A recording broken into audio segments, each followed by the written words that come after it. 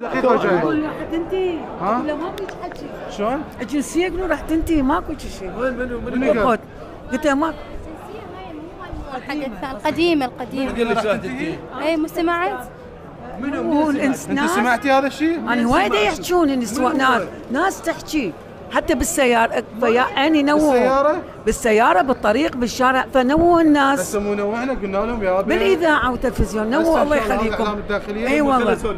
ابو التموينيه يقبل الهويه، ابو الجواز الاعتيادي الورقي يقبل الهويه، دوائر الدوله كلها تقبل الهويه، بس انتم الدعايه تسمعوها من مواقع التواصل الاجتماعي راسنا صدقوها. احنا عندنا مواقع رسميه مغتربه؟ لا مو مختلف اخويا مختلف. اي نعم وجه على هاي السالفه. اي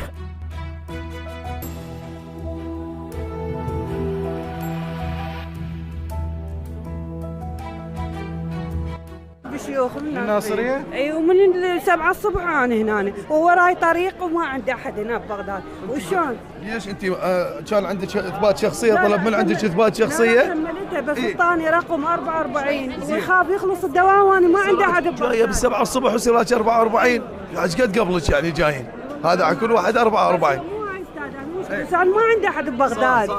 تكمل احنا ما يطلع موظف اذا ما خلص، ما يطلعوا الموظفين اذا ما خلص يعني اخر ما عندي مراجعه. احد ببغداد لازم ارجع السوق اشوف. بدون عينك استاذ ولا شو سبب الزخم؟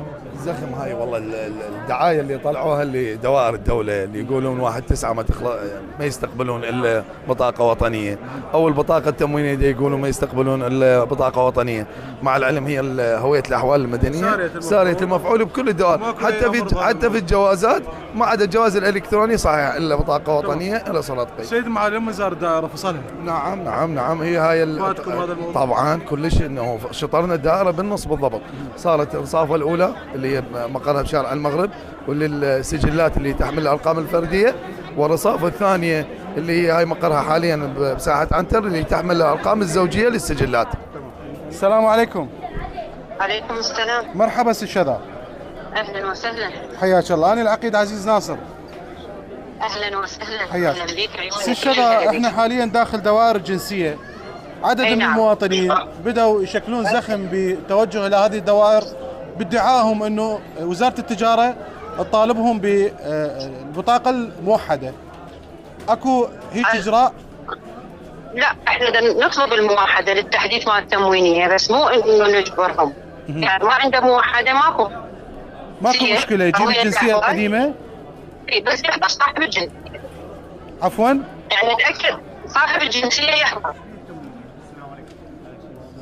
تمام. يعني اللي عنده هويه احوال مدنيه يحضر بنفسه للتحديث حتى نتاكد انه هو يعني موجود. تقصدين انه يا اما بطاقه موحده او الجنسيه العاديه القديمه الورقيه، ولكن يحضر صاحب الجنسيه صحيح؟ يحضر بس صاحب الجنسيه. يعني ماكو مشكله اذا جاب الجنسيه واجى راجعكم؟ لا ماكو اي مشكله. لا شكرا جزيلا. ماكو اي مشكله. اهلا وسهلا. شكرا جزيلا. جيد يعني ما عندهم مشكله. لا ماكو مشكله، بس احنا المواطنين اللي الدعايه اللي يسمعوهم من مواقع التواصل الاجتماعي اللي هي تدري تثبت الدعايات مو صحيحه. احنا موقع الوزاره الداخليه وموقعكم انتم، موقع كل المواقع اللي تابعه لمديريه الجنسيه والمديريه الاحوال المدنيه وجوازات الاقامه دتم في هذا الموضوع، واحنا مع كل هذا احنا دا نستقبل المواطنين. اكو زخم، العمل دا يصير بانسيابيه بس زخم عندنا زخم.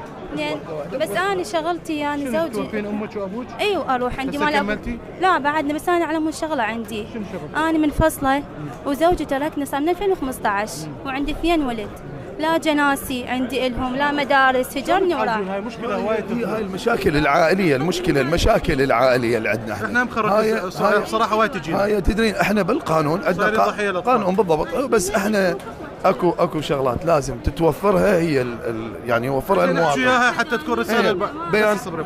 احنا اهلك ان شاء الله وتدليني، بس نريد رساله للكل مو لها. نعم هاي وحده من الحالات. عقد زواج عندك؟ عندي عقد سيد لو عقد محكمه؟ عقد المحكمه موجود. تقدمي انه نفوس زوجك وين؟ زوجي هجرني سافر يعني. وين نفوسه؟ نفوسه بالناصريه. عندك لازم بيان ولاده؟ بيان مال الولاده مال ولدي اولا كل شيء مطيني.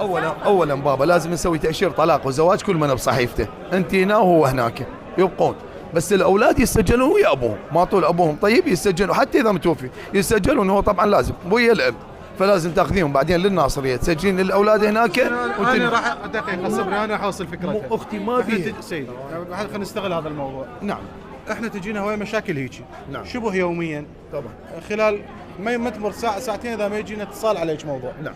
انه اكو مشاكل عاليه بين الرجال وزوجته، وصايره ضحيه الاطفال، يا ما هاجرها يا ما مطلقها يا ما عايفه.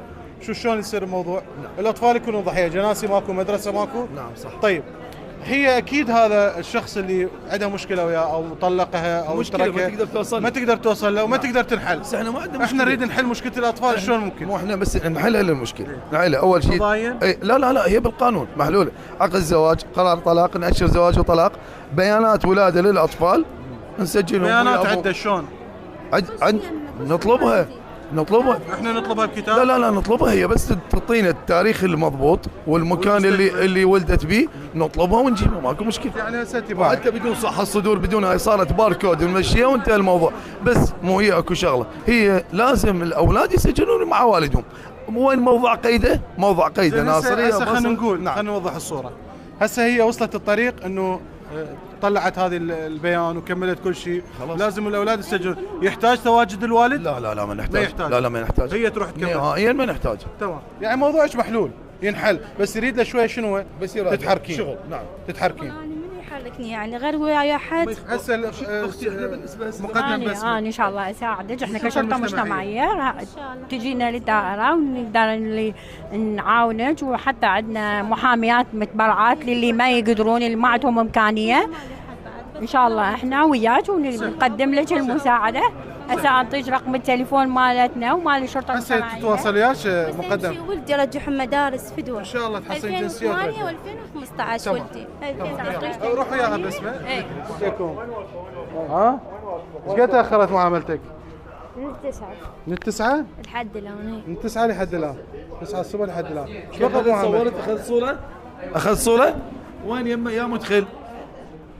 يم البنيه؟ لو هنا يمك. الولد ذاك ابو الابيض. يم الولد ذاك ابو الابيض؟ منو وياك انت؟ منو جاي وياك؟ ها تبي تصور فيديو؟ خلط الله عليك. يلا هذا اخوك دا يصور هسه؟ بدي يصور؟ ايه هذا اخوك يعني وصلتوا السرة؟ ايه تونا يلا وصلنا. كملت يعني بقى بس هو مو زخم. لين زخم، هي المشكله لين زخم. انتم عندكم يعني عندنا زخم. بالاعظميه كلش زخم. تسمعون دعايه؟ تسمعون دعايه وجيتوا على الدعايه غير؟ مو تعال جاي. لا انت انت ليش جيت لي جاي اسوي البطاقه؟ دا اسويها غير اطلبهم معاملات. ابني صف لين سادس. سمعت على الفيسبوك قالوا 1/9 فهمتي؟ وابني صف سادس. خفت وجيت. اي خفت وجيت. كارثه هاي الفيسبوك. ولا هي بعدها؟ ما تمشي بعدها انتم المفروض تاخذون هاي من مواقع وزاره الداخليه. وزاره الداخليه عندها موقع وقالت لكم ماكو هيك حكي، هذا الحكي مو صحيح. انتم هسه لما جيتوا كلكم جايه وحده سببتوا زخم وصار زخم بالدار. مو حدا رجال، ليش؟ لانهم ابوهم مسجون. ابوهم مسجون. اجتنا هم مناشدات حتى من نوصلها للناس. انا هسه يلا اخذ وحده عندها اطفال ما عندهم جناسي، بس بيانات. لا مدارس ولا شيء. لا مدارس لا هذه ما عندهم جناسي، وابوهم بالسجن، يا اما محكوم مؤبد يا اما اعدام يا اما 20 سنه. بس انا هنا نفوسي، هم نفوسهم مال الثلاثه. شلون تقدرون تساعدوها؟ ما اعرف شنو نفوسهم. أنا العفو يعني انت منفصله من ابوهم متزوجه هنا ثاني؟ لا ما متزوجه، بس انا نفوس اهلي هنا، أنا بعدنا ويا اهلي. هو زوجك لا ما طلقت، اريد بس اسوي هم على ابوهم ما نفوس. يعني انت ما ضايفه نفسك؟ لا ما ضايفه نفسي. بعد ما مأشره زواج. انا كل ما اجي ما يعطوني هاي صوره قيد. هسه يلا كملتها. عندك عقد زواج؟ عندي محكمه لو سيد؟ لا محكمه. لعنديش متأشرين، شنو المشكله؟ وكل ما اجي على مود يقولوا لي عقد بي غلط، وهسه يلا اعطوني يعني صوره عقد قيد. شنو بي غلط؟ بس العفو شنو بي غلط؟